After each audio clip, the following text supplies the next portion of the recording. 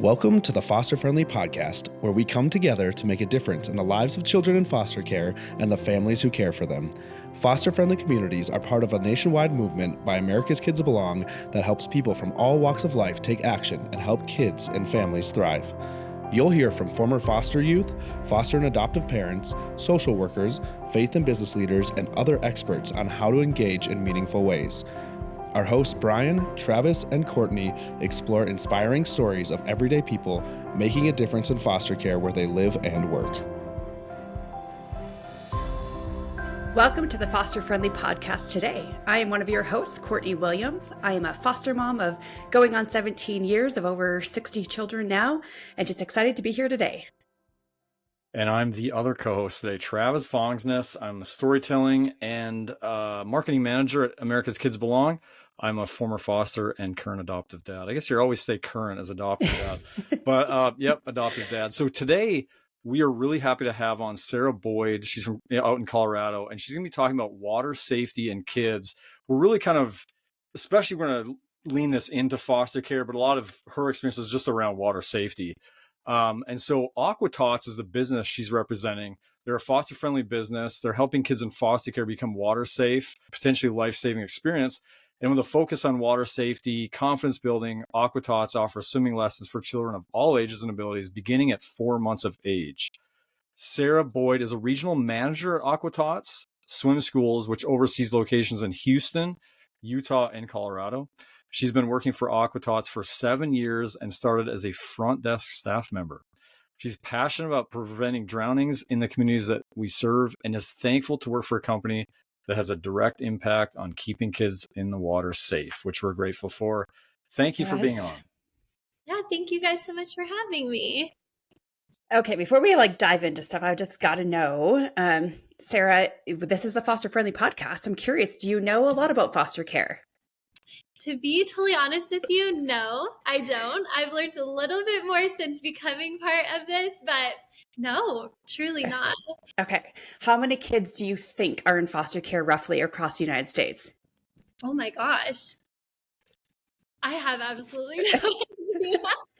Yeah, there are roughly 400,000 kids in foster care right now across the United States. And in the state of Colorado, where you and I live, there's roughly 4,000 kids in foster care at any given moment. And the numbers, it's kind of interesting to watch because across the United States, 400,000 with 100,000 of them waiting to be adopted. In Colorado, we have 4,000 with about 100 or 1,000 of them waiting to be adopted. So the numbers really match up nationally to what they are in probably most states. I'd be curious. I don't really know every state, but the numbers really do match up. Do you know anybody that fosters? No. Okay. I don't. Awesome. Well, we're so glad to have you. And part of this is, we want everybody to recognize that you don't need to know a whole bunch about foster care to really see this is something we can get involved in, even though I don't have a history in foster care or know people that are fostering. So we're just thankful that you're here and that your business is willing to be part of this. Absolutely.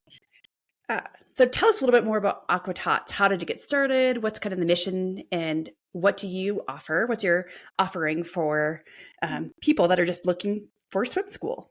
Yeah, absolutely. So Aqua-Tots is a learn to swim program, and we were founded in 1991. So we've been in business over 30 years now. And we started in Arizona. Our founder, Ron Ciaro, he just started it in a backyard swimming pool, and he was just teaching lessons. And then now it's grown into this huge company, and we have some international sites and locations. So we've really grown a lot. And really just our overall mission is to prevent drownings in our communities. We always say that what we do is really important, and, creating just safe kiddos around water is so important, but it's also more than that too. I think you guys mentioned in kind of the bio that we work on building kiddos' confidence. We work on social skills. We work on, creating bravery in kiddos too. So it's more than swimming too, but that's our main mission. That's great. Yeah. So, this business or work for a company that's growing and thriving. You're in Colorado. How did you hear about the Foster Friendly app? Yeah, great question. So, we were actually just talking to a bunch of different agencies that provide funding for kiddos, that might not be or have access to swim lessons. So some government agencies, that kind of stuff. We were just trying to get our name out there to just say like, hey, we would love to provide swim lessons for kiddos that might not have access. And so one of those agencies mentioned the Foster Friendly app to us, and we were like, oh my gosh, like we have to be a part of that. We were really excited about it. So they just kind of guided us and gave us a contact, and now we're here.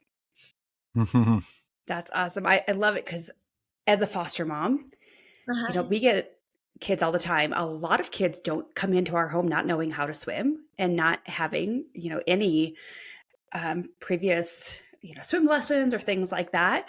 And sometimes it's sadly a lot of kids in care, their families do struggle with poverty. And so sometimes that's related. But I have noticed it's been amazing to see, I'd say even in the last 5 years as a foster parent versus 17 years ago, community is really rallying around, and we see community centers giving discounts or recognizing like these families need support and help.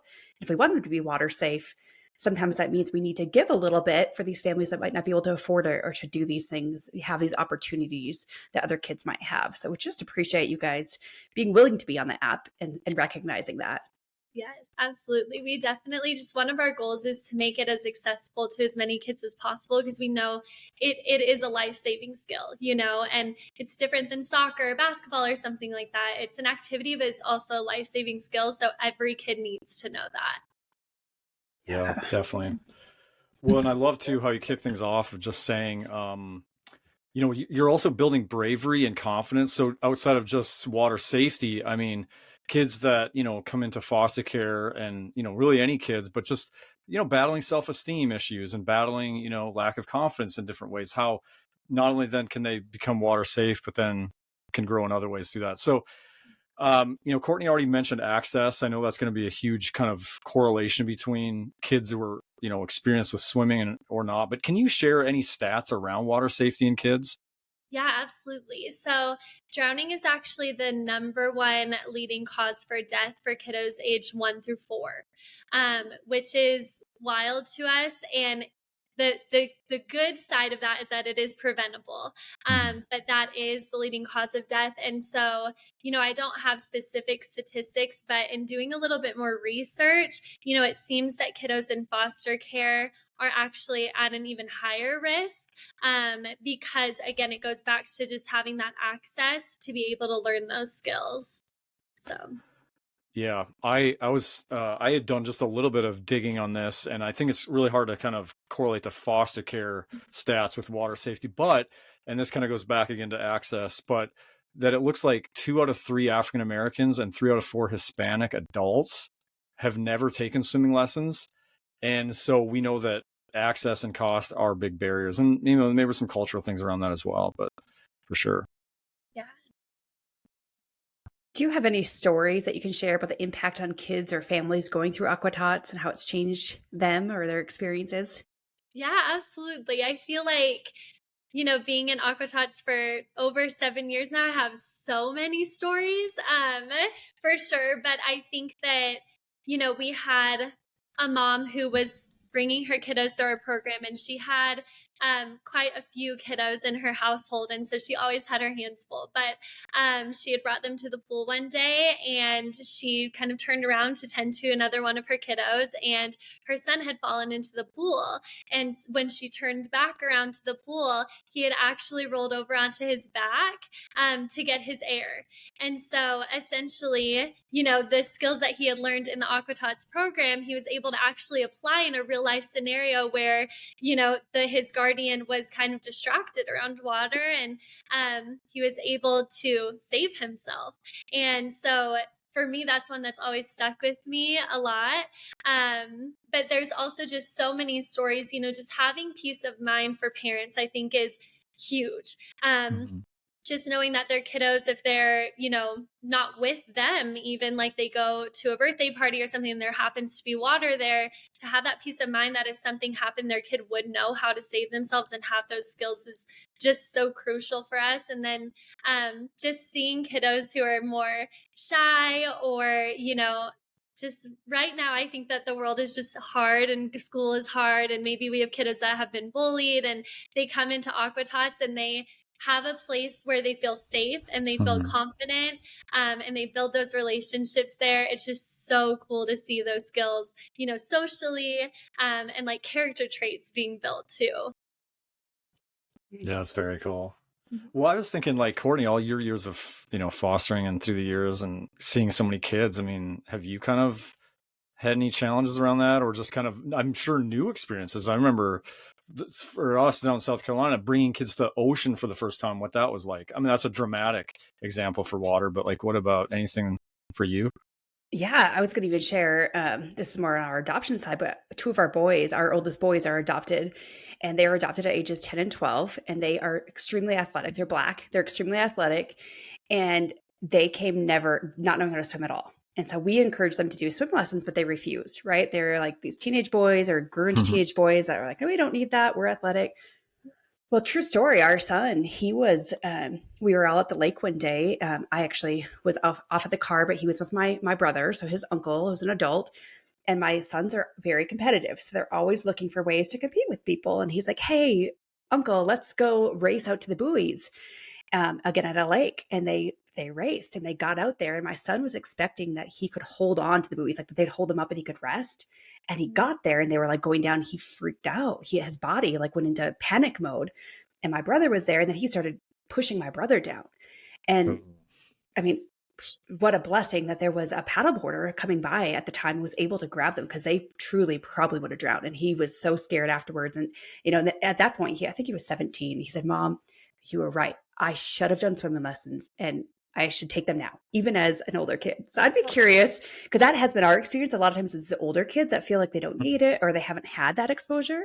So what does it look like for an older kid? Or do you guys have classes specifically for, like, what do you do if it's a teenager or even an adult? My dad doesn't even know how to swim, which is sad, like, what does that look like? I know. I think that, actually, like, learn to swim programs are a newer thing, really. And so, like, my parents, and talking to them, they're like, no, girl, like, that wasn't a thing when we were your age, So I think that's really common. We are obviously geared towards kids, but we have adult lessons. And we also, kiddos over the age of 13, we usually have them more in like a private lesson setting, just so that they're not tied in with younger kiddos, just for their comfort levels. But we definitely have a lot of kids that, they are 14, 15 years old and they've never learned how to swim, and they have a situation like that. It's usually where they do have a scary situation that kind of, sparks them to come to Aqua-Tots. But we're more than happy to provide lessons for them and adults as well. We have a lot of adult lessons and they learn very quickly, but it's a very important skill for them to have too. And especially once they have children, to be able to kind of, be the ones that can be safe around water with their kids too, we notice. So yeah, we definitely see that a lot.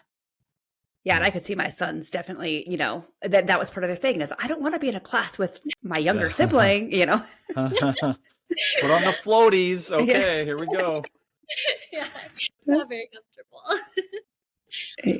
Yeah, we were just, and it's like, you can take for granted too, just water, like even among people that can swim well. We were just at the ocean, and I was like chilling on the beach, and some of my sons come up and we're grabbing snacks and hanging out, and all of a sudden my son Dre looks over at me and goes, oh, and I almost drowned out there. Asher saved my life, though. I'm like, what is going on? I mean, no idea. And they all know how to swim really well. Now the ocean's a different ballgame, but totally. It's just, it's a big deal. Yeah. So. Yeah. Well, Sarah, like, just thinking more in terms of your impact, what does it mean for you kind of personally, and then just the Aqua-Tots team, to be able to make a difference for kids in foster care, into this experience of learning to swim and be safe? Definitely. I think that overall we, me and my team, we just feel very honored. I think that we just always talk about one of our biggest goals is to just be as accessible as possible, and whether that is with kiddos in foster care or kiddos with developmental disabilities, we have a lot of. And so we just want every single child to be able to have the opportunity. And we just know that there are financial things, there are situations at home that prevent that sometimes. And so if we can allow ourselves to be as visible as possible and as accessible as possible, that just means a lot to us. So we just feel overall very honored because we want to go outside of just our surrounding communities and be able to bring in as many kids as we can. Love it. That's great.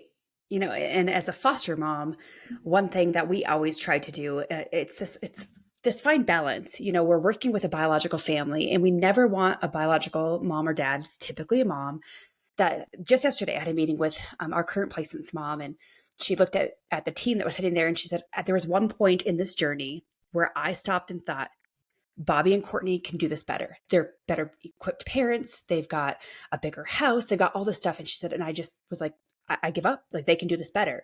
And then she said, there became a point where I realized, no, like, that is not my mindset. My child belongs with me, and I need to work on the things I need to work on. And I was able to just encourage her. And this could be one of those things that sometimes, kids come into our care and they might get these experiences that they don't always get. So, but I think it's also an encouragement to tell, like, as a foster family, to be able to tell the mom, hey, this is something that we were able to help them learn how to swim. And we encourage you, or this is some way that you could work on that. Or, take them to the community center. Oftentimes, again, we found community centers or other places that will give a discount that will follow them, into, when they do return home. And again, we don't want parents to ever feel like they're less than, or, they weren't good enough to get their kids swimming lessons, So just that mind shift of how we can really wrap around the families as foster parents, as businesses, to recognize, sometimes they just feel so guilty and they feel bad. And I have parents that are working, the current mom, she's working multiple jobs to try to afford daily living, more or less adding on swim lessons, Absolutely. Yeah. And I think sometimes that becomes second or third thought because you're just truly trying to live each day, and just trying to make ends meet. And so it's just cool that they can have an experience. And like you said, not because their biological parents aren't good enough, but it just gives them an opportunity to have that experience that maybe they wouldn't have. And I just think that's really beautiful. It's so cool. Yeah. And most parents will look at us at some point, when their kids are in our care, and say, thank you for the opportunity to, and it has been many times, to learn how to swim, or to take them swimming, take them to the ocean, those experiences that we can give. And yeah, so we appreciate businesses like you, because it helps us as foster families. When we go from 2 kids at breakfast to 5 kids at the dinner table, it's expensive. It is. It's expensive to have a lot of kids in the home, or even a couple kids in the home nowadays. Yeah. Right? It's so true. Yes. Yeah. I was going to say too, Courtney, what you sparked in me of just saying that in that story. It's like, it's kind of this cool reminder with this episode about, shoring up water safety and stuff, that really foster care is this place, when we imagine it, to have everybody get better or grow and heal, and like for the parents to be working on the things that they're working on to get their kids back. But for the kids who are in care in a difficult time, like, here's a great opportunity to where they're getting maybe a new skill that they can bring home. So I think when we look at foster care holistically, when it's really like in a healthy way, allowing people to become their best in this time frame, I guess it's also difficult. But. Yeah. So Aqua-Tots is just a great example of a business that's applying what you're already doing and serving foster families, and really serving the kids. And the families, it's not just about the foster families like we're talking. It's the whole family that we're serving. That is the heartbeat of foster friendly. These foster friendly communities where people recognize the hardships of foster care, they recognize the loss of foster care, they recognize sometimes the loss of opportunities, and really, we can't say it enough. We want to see families be reunited, and be reunited at a better place than when they came into our care, and that could be learning how to swim, right? So what's your message to other businesses? We have restaurants and salons and car places. I mean, it's really a community, but what would be your message to other businesses about why they should consider becoming a foster friendly business? Yeah, absolutely. I think that a lot of businesses or business owners that I know, like, everyone really truly does have a similar mission, and it's to make our communities and our world better. And so I think, especially because my heart is really for kids, but I think that every single child deserves the same opportunities, like regardless of what situation they're in. And I think they deserve the same skills, the same experiences. And so if we can give those families or those kiddos in foster care just a better opportunity to be able to partake in those things, I think that every business should do it. And I also think that it's so easy. Like, I think for Aqua-Tots, we were just like, okay, we definitely want to do this, but we've been a part of a lot of things that felt very difficult to get involved in. And I think just the Foster Friendly app was so easy for us. And that really is something I think that matters too, just an ease of being able to be there and to decide kind of what you're going to offer, and to be able to do it almost like instantly is just such a cool experience for us too. So more on the nitty gritty side, it's just easy, but also, it's just important, I think, for all of us, because all of us understand struggle, all of us understand being through like going through hard times. And I think that in general, everyone wants to just make a difference in what they're doing. And this is just a really good platform to do so. So, yeah. And we do too have businesses, and you can attest to it, like you just did, that it really takes like 2 minutes to fill out the app, to be on the app. Yeah. It's quick, it's easy. It's not like this cumbersome process. Maybe the hardest thing is to figure out what your discount's going to be, but other than that, it's a pretty easy thing to do. Yeah. Yeah. What a great kind of an advertisement for it, Sarah. That was a really well said. And I think to your point too, that I loved is that what Aqua-Tots is doing here as a foster friendly business is they're not changing who they are. I mean, I think that's the key part here that you're kind of saying is easy to get on the app, but also like this is what you're doing. So just I think if we can just look at what we're doing and how I think it's probably not as much of a leap as we might think in the business world of applying that to foster families.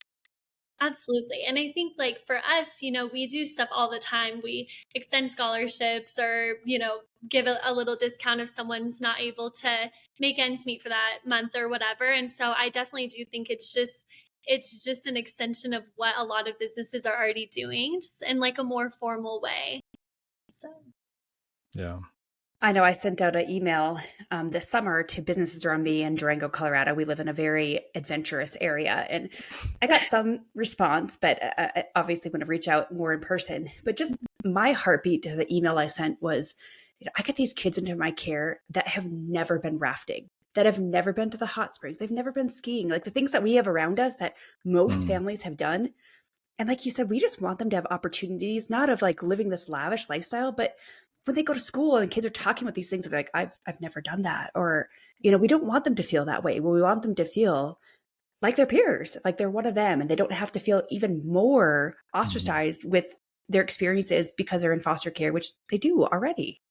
Right. And like Travis was saying, self-esteem issues, although I think that's an issue all the way around. But, I think that helps at least a little bit, which is feeling like I can relate to my peers and I am like them, Yep. Yeah. Well said, for sure. Well, if you are a business out there listening, explore becoming a foster-friendly business partner. You can visit americaskidsbelong.org to see where we're currently available. And then if you're a foster parent, check out our website to find out states and locations where the foster-friendly app exists. There's also national offers to check out, even if the foster friendly app isn't currently in your state or location. I was just going to say thank you guys so much for having me on. And I think it's really awesome what you guys are doing, truly. And we just feel really, just like I said, honored to be able to be a small part of it. So thank you guys. Yeah, thank you. And I just want to encourage anybody that's listening, like every single person that's listening to this right now, stop and think, where do I work? Is there any sort of little tie that could support the fostering community of where we could be on the app? Or I could go to if you don't own the business or a manager, go to your manager or owner and ask them like, hey, I heard about this. And have you ever considered, what foster care is and what these kids go through and how we could be a support? Pretty much any business there is, for the most part, there's something that you can do or that you could give to support foster families and kids in care. Well said. Well, great to have you on today, Sarah. Thank you guys so much. Thank you. Appreciate it. We hope you enjoyed today's episode. If so, will you help us reach more people by subscribing, sharing the podcast with a friend, and leaving a 5-star review? If you've been inspired by what you've heard today and want to learn more of how you can make a difference for kids in foster care and the foster families where you live, visit americaskidsbelong.org. We depend on individual donors to fund our work. We'd be grateful if you would consider joining us as a monthly donor. Visit americaskidsbelong.org to make your tax-deductible donation. Thank you. Together, we can ensure a family for every child in foster care and a foster-friendly community to ensure every foster family feels loved and supported.